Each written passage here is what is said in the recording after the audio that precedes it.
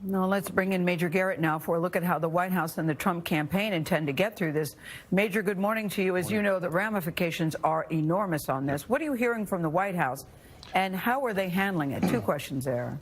Well, let's talk about the national security implications, because that is one thing that we should keep a very close eye on. Not only is every reporter in Washington trying to figure out just how sick the president is or might become, every adversary of the United States is doing precisely the same thing. And our friendly intelligence agencies are also trying to find out. This is a time for maximum transparency from this White House about this issue, to be as clear as possible about what happened, when it happened, and what the president's condition is on a day-to-day basis, to reassure our friends and also to send a very strong signal to our foes that the president can carry out the business of the presidency. He is not in any way limited, and the work of the U.S. government under his watch goes on. That is probably the most dominant conversation going on within the White House this morning.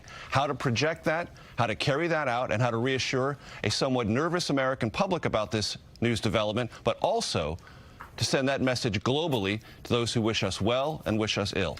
Now, I would imagine a lot of people in the White House are freaking out in terms of worrying about their own exposure. For instance, it was reported in Paula's piece that Hope Hicks was tested positive.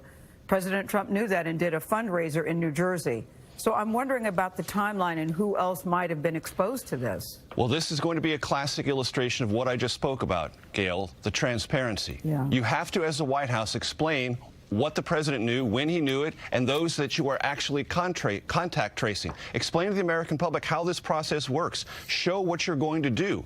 Explain all the people you're going to contact and all the people the president came in contact with to reassure not only them, but explain to the American public how this process works when someone in a very important position contracts the virus, even though this president, as we know, has lots of protections and has regular testing. That the fact that the virus got to him, is indicative of how easily it's transmitted, but also what you do once that information is obtained. This is a window into this operation of the White House, and the president's willingness or unwillingness to be candid with the American public will be part of the political discussion, not just about the coronavirus, but his own relationship to the American public. Yeah, the statement also said that he intends to govern while he is still in quarantine. I'm curious about how that's going to work exactly, and what will this mean for his campaign?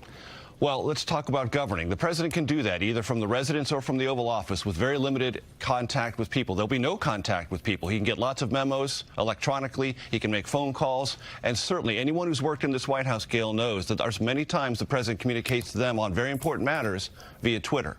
On campaigning, this will be a significant drawback. No more fundraisers, no more rallies. And if there are rallies in the future, what will they be conducted under? Will there be far more masks? Will there be much more social distancing? There will have to be. And lastly, there might have the implications for the presidential debates themselves. The next presidential debate, October 15th. I'd have to believe that is somewhat up in the air. All right, Major, a lot to unpack there. Of course, we're all very concerned about the president and first lady. Thank you very much.